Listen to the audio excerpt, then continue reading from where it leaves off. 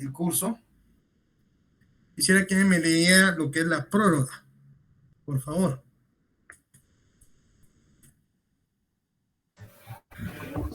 La prórroga. La competencia en los asuntos civiles y mercantiles podrá prorrogarse a juez o tribunal que por razón de la materia, de la cantidad, objeto del litigio y de la jerarquía que tenga en el orden judicial, puede conocer del asunto que ante él se proponga. Artículo 3 del Código Procesal Civil y Mercantil. Se prorroga la competencia del juez, primero, cuando deban conocer jueces de otra jurisdicción territorial por falta o impedimento de los jueces competentes. Segundo, por sometimiento expreso de las partes. Tercero, por contestarse la demanda sin oponer incompetencia. Cuarto, por la reconvención cuando ésta proceda legalmente. Quinto, por acumulación. Sexto, por otorgarse fianza a la persona del obligado. Bueno, Artículos expliquemos 3 esto. y 4 del código. Lo que sucede con la prórroga es cuando, por ejemplo, normalmente el juez que tiene que conocer, puede ser un juez de primera instancia civil de Guatemala, vamos a ir con el primer caso, pero tiene impedimentos. ¿Qué son los impedimentos? Bueno, resulta que son obstáculos, son situaciones en que se encuentra un juzgador que no, por lo que no puede conocer un caso concreto. Y esto lo van a encontrar ustedes en el artículo 122 de la Ley del Organismo Judicial. Si alguien fuera tan fino a leérmelos, por favor.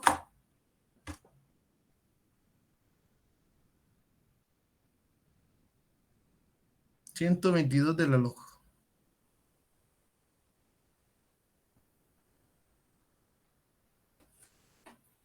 Chicos,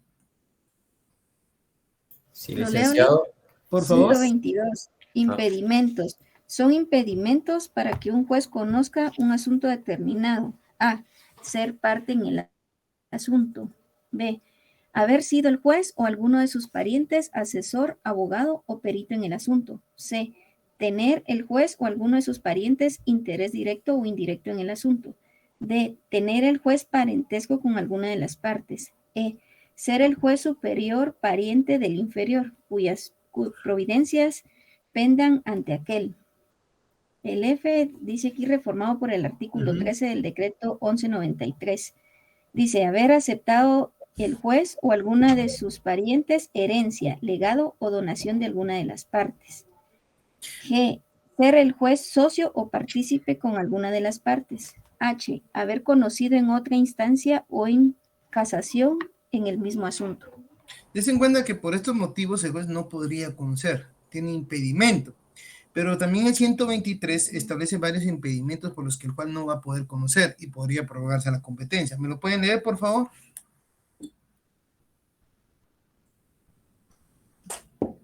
...123 de la LOJ. ¿Lo leo, Lick? Por favor. Artículo 123. Excusas. Los jueces deben excusarse en los siguientes casos. Inciso A. Cuando tengan amistad íntima o relaciones con alguna de las partes que a juicio del tribunal, según las pruebas y circunstancias, hagan dudar de la imparcialidad del juzgador. Inciso B. Cuando el juez o sus descendientes tengan concertado matrimonio con alguna de las partes o con parientes consanguíneos de alguna de ellas. Inciso C. Cuando el juez viva en la misma casa, con alguna de las partes, exceptuándose el caso de hoteles o pensiones. Inciso D. Cuando el juez haya intervenido en el asunto del que resulta el litigio. Inciso E. Cuando el juez o sus parientes hayan sido tutores, protectores, guardadores, mandantes o mandatarios de alguna de las partes o de sus descendientes, cónyuges o hermanos. Cuando el inciso F, cuando la esposa o los parientes consanguíneos del juez hayan aceptado herencia, legado o donación de alguna de las partes. Inciso G, cuando alguna de las partes sea comensal o dependiente del juez o este de aquellas. Inciso H, cuando el juez, su esposa, descendientes, ascendientes o hermano y alguno de las partes hayan otorgado un contrato escrito del que resulte una relación jurídica que aproveche o dañe al juez o a cualquiera de sus parientes mencionados. Inciso I. Cuando el juez, su esposa o parientes consanguíneos tengan juicio pendientes con alguna de las partes o lo hayan tenido un año antes. Inciso J. Cuando el juez, antes de resolver, haya externado opinión en el asunto que se ventila. Inciso K. Cuando del asunto pueda resultar daño o provecho para los intereses del juez, su esposo, su esposa o alguno de sus parientes consanguíneos. Inciso I. Cuando el juez, su esposa o alguno de sus parientes consanguíneos tenga enemistad grave con alguna de las partes, se presuma que hay enemistad grave por haber dañado o intentado dañar una de las partes al juez o a cualquiera de aquellos, en su persona, su honor o sus bienes, o a los parientes de unos y otros mencionados en este inciso. En las causas criminales, la acusación o denuncia es motivo perpetuo de causas, pero no será el antejuicio causa de recusación ni de excusas de los magistrados o jueces en los asuntos que estuvieren bajo su jurisdicción y por los cuales se hubieran iniciado, sino desde el momento en que se declare que ha lugar a formación de causa solamente. En pocas palabras, cuando un juez tiene cierto interés o se puede sospechar de su imparcialidad, automáticamente tiene que excusarse, tiene un impedimento para conocer el caso. Por ende, se va a buscar un juez que tenga la misma competencia que él, aunque no sea territorial, y se le va a remitir ahí. Ahí está la prórroga de la competencia. Se le otorga a otro la competencia para que conozca el caso por no poder el juez conocer el mismo. Por sometimiento expreso de las partes, esto es en contrato, cuando hay pacto de sumisión y establece, mire, vamos a tener que dilucidar cualquier problema que venga del contrato en la ciudad de Guatemala. Aunque el contrato tenga efectos y todo en Quicheo o donde ustedes quieran, se hace aquí en Guatemala. Ese es el sometimiento expreso. Por contestarse la demanda sin oponer incompetencia. Si se presenta una demanda y el juez no era competente, pero el demandado no lo hace ver, se tiene por prorrogar la competencia. Por la recomisión cuando ésta proceda legalmente. Eso es específicamente cuando se recontrademanda. ¿Ya? Me demandaron, ahora yo contesto la demanda y lo contrademando. Por acumulación. Eso es cuando hay dos o tres causas que tratan prácticamente el mismo tema o tratan las mismas partes y automáticamente por economía procesal se juntan, se reúnen, ¿ya? Para llevar un solo proceso. Lo de otorgarse fianza a la persona del obligado dependerá dónde se realice. En Guatemala, solo aquí en la ciudad capital he visto que se otorgan fianzas. En el interior, muy rara vez. ¿Ok? Eso es lo que es la prórroga de la competencia. Veamos lo de la competencia funcional, por favor. Ay, perdón.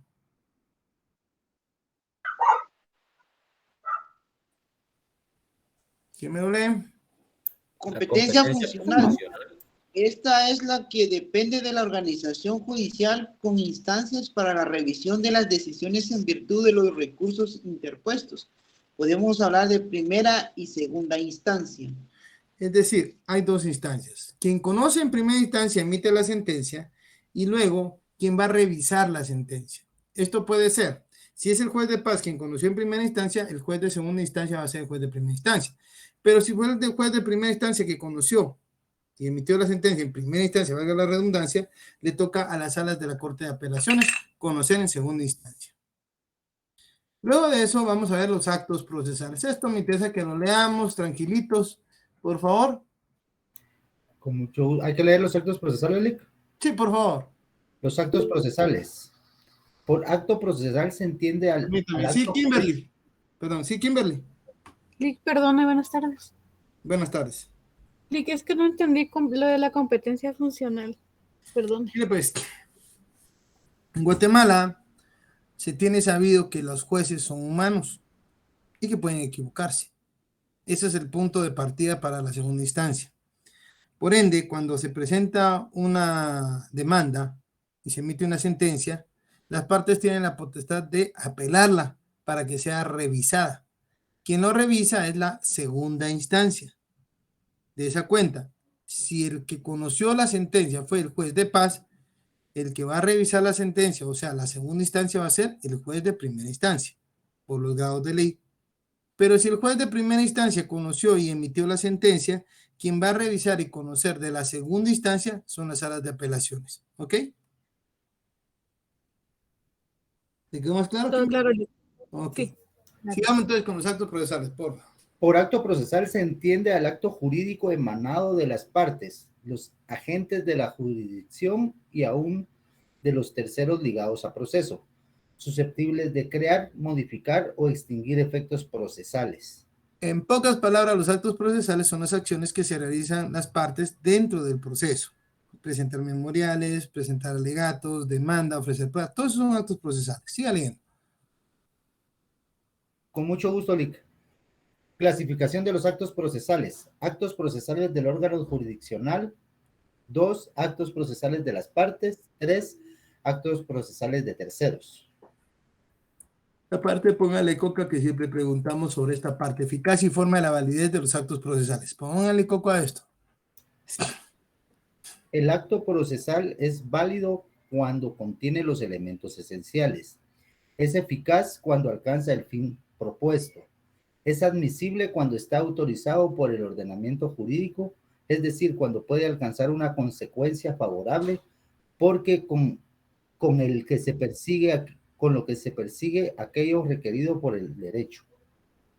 Bueno, miren pues, el acto procesal, o sea, las acciones son válidas cuando contienen los elementos esenciales.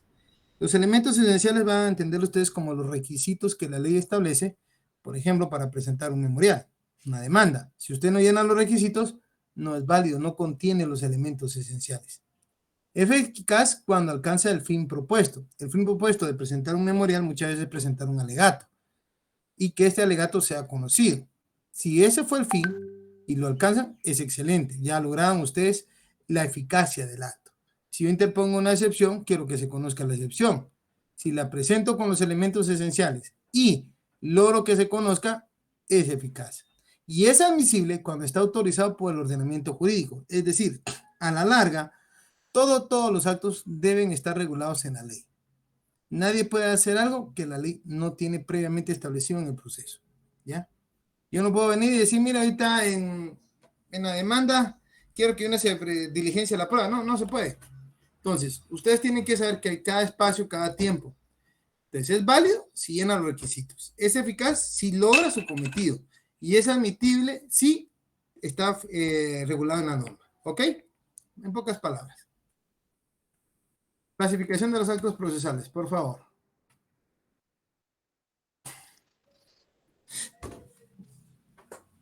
De las partes son los realizados por ellas mismas en el recurso del proceso, sea que emanen del actor, del demandado y eventualmente del tercero ligado al proceso. Pueden ser de obtención cuando tienden a lograr la satisfacción de la pretensión hecha valer dentro del proceso. Se clasifican en de petición, de afirmación y de prueba y de disposición. Son aquellos en que las partes tienen la disposición o facultad en el proceso sobre el derecho material cuestionado, así como sobre el derecho procesal, es decir, la facultad de disponer de sus derechos, ya sean allanándose, desistiendo, etc. El allanamiento, el desistimiento, la transacción. Ojo con esto. Lo que nos está diciendo acá es que las partes realizan actos, ¿verdad?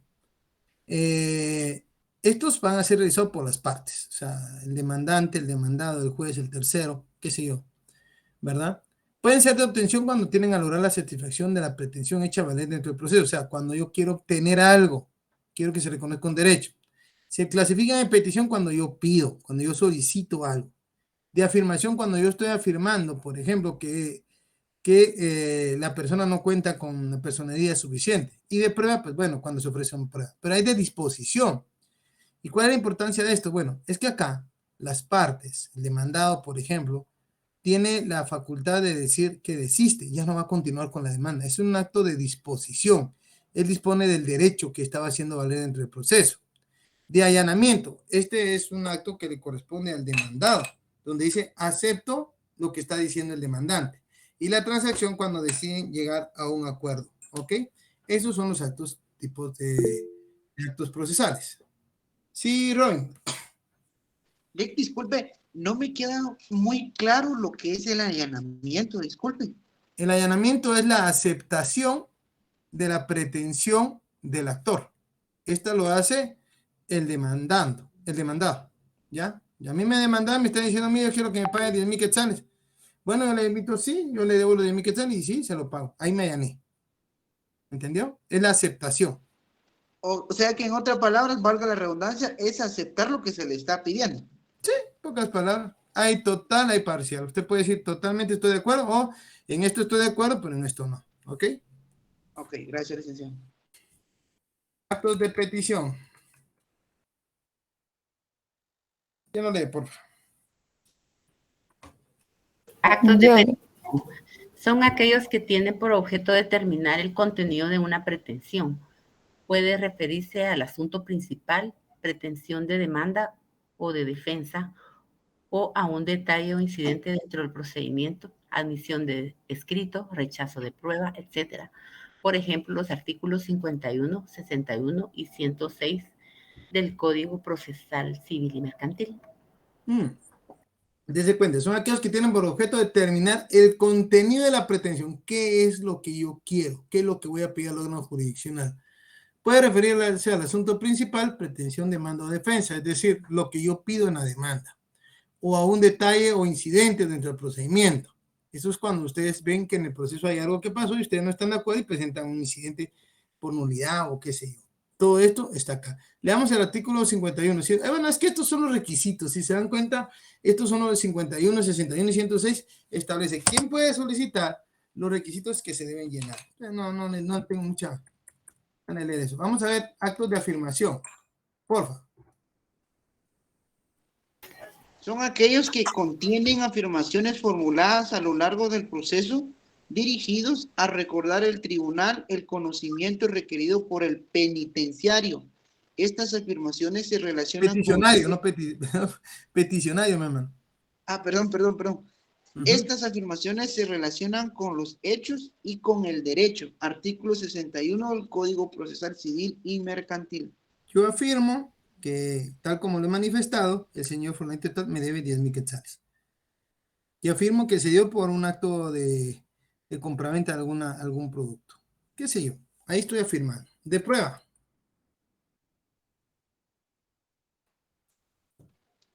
Son aquellos que incorporan el proceso objetos o documentos u otros medios de convicción y que siendo idóneos tienden a crear en el juez la persuasión de la exactitud de las afirmaciones hechas por la parte proponente, perdón. Es prácticamente la prueba, los elementos de prueba con los que ustedes fundamentan su solicitud. Si no tienen elementos de prueba, pues la verdad, muy poco se puede decir que su petición va a tener un efecto positivo. Este elemento de asistimiento lo vemos más adelante. Actos jurisdiccionales. Estos son los del juez, por favor. ¿Quién lo lee? son aquellos que encaminan los agentes de la jurisdicción ejercidos no solo por los jueces, sino por sus colaboradores, dentro de los cuales tenemos los actos de decisión, de comunicación y de documentación. Continúe, por favor. Ok. De decisión. Cuando son dirigidos por los tribunales a resolver el proceso y sus incidencias, aseguran de esa manera el impulso procesal dentro de los cuales tenemos los contenidos en el artículo 141 de la Ley del Organismo Judicial. Decretos, autos y sentencias. Los decretos, autos y sentencias es la forma en que el juez hace ver su autoridad y sobre todo su decisión, ¿ya? En los decretos y sentencias va a ir fundamentado, va a tener que explicar las razones del porqué de su decisión. En los decretos son resoluciones de mero trámite, por ejemplo, abrirse a prueba, entrégase a la vista, qué sé yo. Entonces, eso es lo que tenemos que entender. Son decisiones que se toman por parte del juzgador a través de las respectivas resoluciones. De comunicación. Por estos actos procesales se informa a las partes las resoluciones. Nos referimos específicamente al acto de notificación. La notificación es el instrumento procesal por medio del cual se hace saber a las partes el contenido de una resolución. Si ustedes no están impuestos del contenido de la resolución del juez, no se puede exigir su cumplimiento, porque estaríamos vedando su derecho de defensa. Para yo saber de qué se me acusa o qué se me requiere, tengo que estar notificado. Es la importancia de la notificación. Clases de notificación.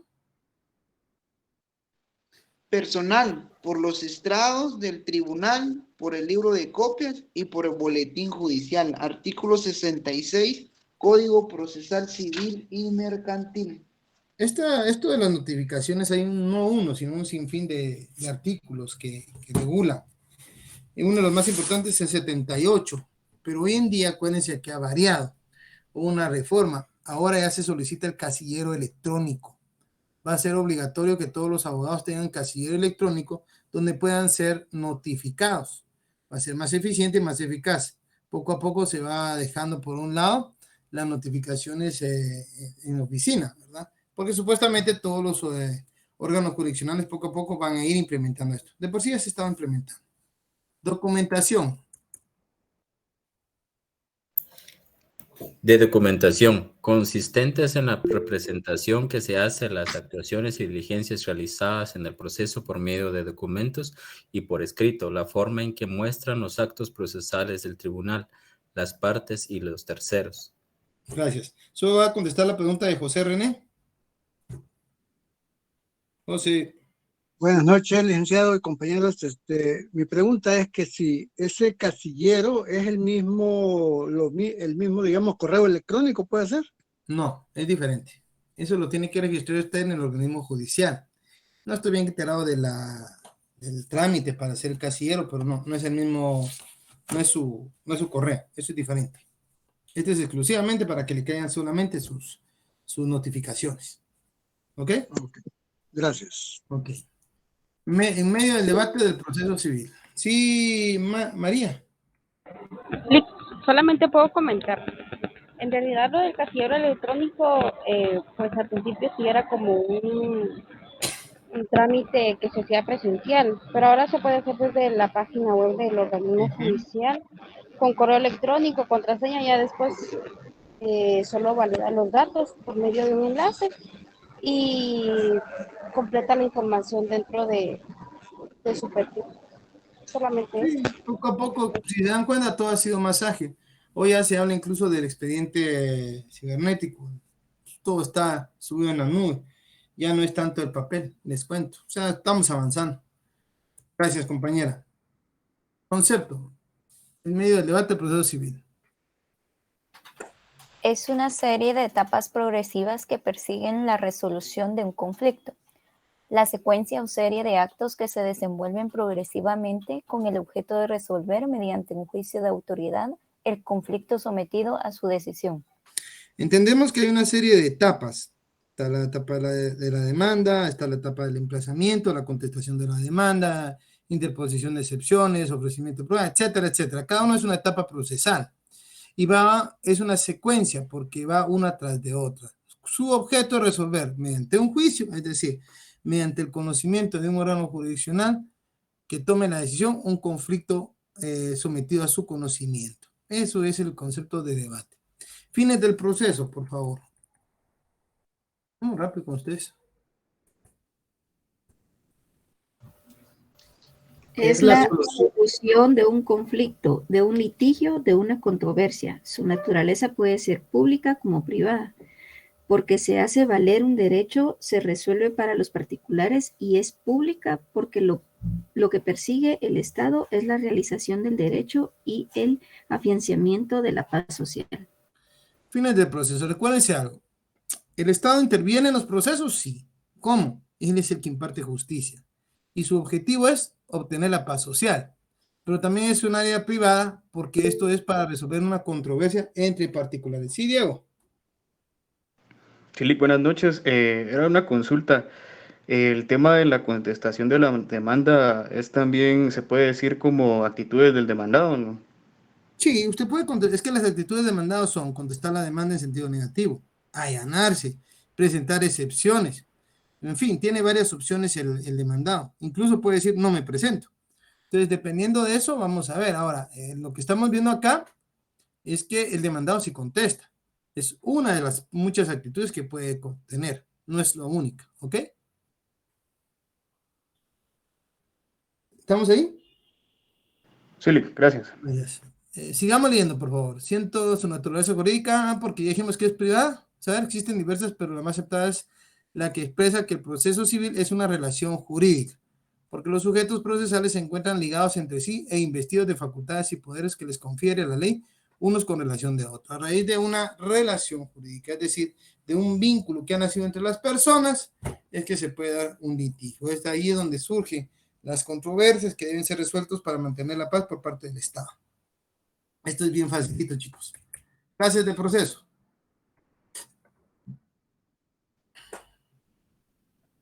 De acuerdo a su contenido, su fin, su estructura y su subordinación. Veamos, pues. Por su contenido. Por su contenido, los procesos se distinguen,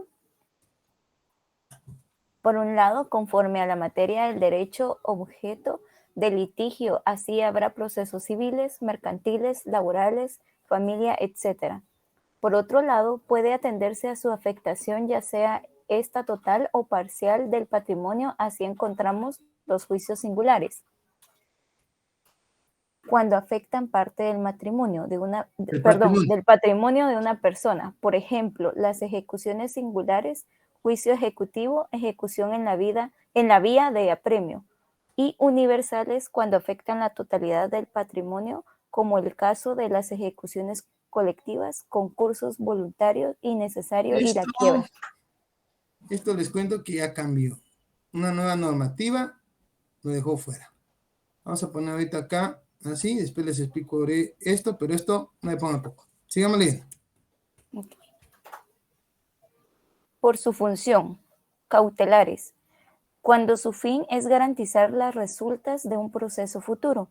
Tenemos el arraigo, el embargo, secuestro de bienes, etc., regulados del artículo 523 al 537 del Código Procesal Civil y Mercantil. De conocimiento, que son aquellos que pretenden la declaratoria de un derecho controvertido, pudiendo ser constitutivos, declarativo y de condena. Los primeros cuando tiende a obtener la constitución, modificación o extinción de una situación jurídica, creando una nueva. Tal es el caso del proceso de divorcio. Los declarativos tienden a constatar o fijar una situación jurídica existente. Por ejemplo, la acción reivindicadora de la propiedad y de condena, su fin es determinar una prestación en la persona del sujeto activo. Por ejemplo, el pago de daños y perjuicios. De ejecución. El fin de esta clase de procesos es, mediante el requerimiento judicial, el cumplimiento de un derecho previamente establecido, la satisfacción de una prestación incumplida y para cumplimiento forzado de prestaciones preestablecidas. Ojo con esto, fíjense pues. De conocimiento, que son aquellos que pretenden la declaratoria de un derecho controvertido. Es decir, los de conocimiento lo que buscan es que se declare el derecho, pero pueden ser constitutivos de derecho, declarativo de derecho y que se condene el pago por un derecho. Por eso dice, los primeros cuando tienen a obtener la constitución, modificación o extinción de una situación jurídica, creando a la vez una nueva. Tal es el caso del proceso de divorcio. Había una relación jurídica, dos personas tenían un vínculo matrimonial, se divorcian, ¿verdad? Se constituye entonces en la libertad de Estado. Puede ser también contrario al censo, dos personas deciden casarse y se constituye un matrimonio. Los declarativos tienden a constatar o fijar una situación jurídica existente. Por ejemplo, la acción reivindicadora de la propiedad y de condena. Ojo con lo que se declara. Vamos a poner un ejemplo más claro. Yo quiero que se declare que soy hijo de mi padre. Él no me reconoció y le estoy impugnando la paternidad. Estoy solicitando el reconocimiento paterno. Ahí lo que estoy viviendo es que se declare ese derecho, ¿ya? Que sí existe esa obligación por parte de él, ¿ya? Y de condena, que se le obliga a pagar. Por ejemplo, una ejecución vía apremio, una ejecución normal, que se cumpla con la obligación por la persona que ha adquirido, ¿ok? De ejecución, el fin de esta clase de procesos es mediante requerimiento judicial, el cumplimiento de un derecho previamente establecido, la satisfacción de una prestación incumplida y para el cumplimiento forzado de las prestaciones preestablecidas. En pocas palabras, no me quiere pagar, Acudo al juez con el título que considero oportuno y lo demando para que el juez lo obligue a cumplir con su obligación. De eso se trata. ¿Dudas hasta acá? Sí, Robin.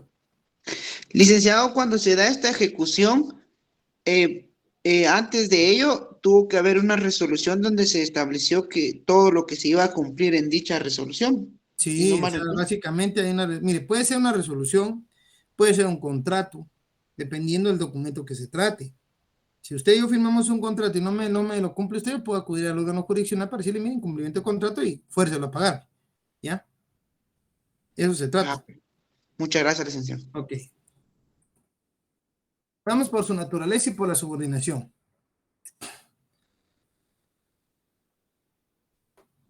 ¿Quién me lo lee?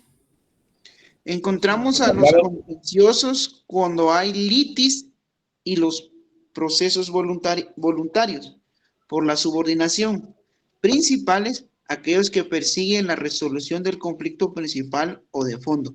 Comúnmente finalizan en forma normal a través de la sentencia y los incidentales o accesorios son los que surgen del principal en la resolución de incidencias del proceso principal. Artículo 135 al 140 de la ley del organismo judicial.